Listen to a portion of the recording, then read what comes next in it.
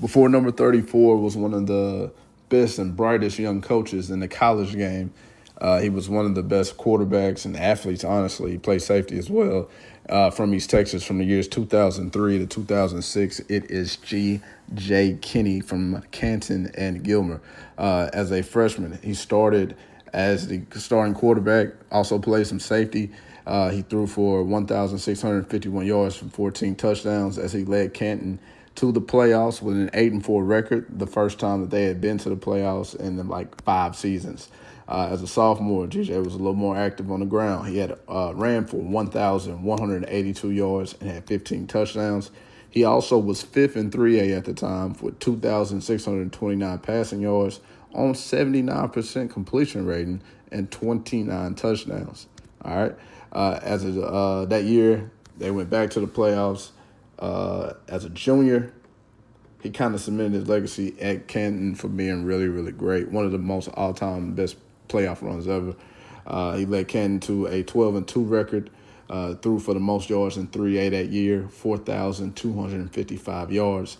He threw 42 touchdowns to just 1 interception in that junior season. That offseason, something kind of traumatic happens. His father actually gets shot in the field house at Canton. His mom decides to move him to Gilmer. And in 2006, it's like the New York Yankees. The Gilmer Buckeyes just got, richer. They had just made a deep playoff run, coming off a state title in 2004 and in 2005. They had a 2 or 3 round playoff run. And then in 2006, G.J. Kinne shows up, and his regular season was absolutely stellar. He threw for 3,227 yards, 47 touchdowns on 67% passing in just 11 games a year. Of course, those yards and numbers are against all that he can do in the first and second quarter. That team was absolutely stacked at Gilmer that year. Justin Johnson, the running back, was at one point almost a 5-star. I think he may have touched 5-star status. Curtis Brown, who popped up on the list at 43, I believe. And then, of course, G.J. Kinne popping up here. Of course, it's one of the biggest upsets in East Texas history, but that did not derail his career. He was signed with the University of Texas. After a year there, he transferred to the University of Tulsa, where he started 3 years and put up absolute great numbers.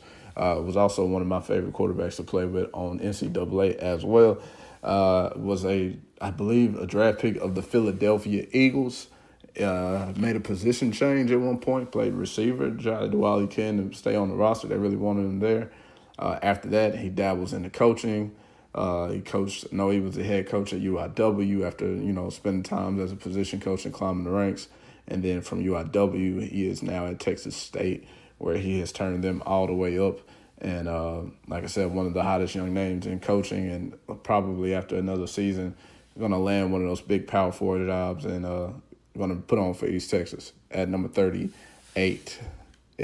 I said number 38? No, number 34. My bad, guys. G.J. Kinne.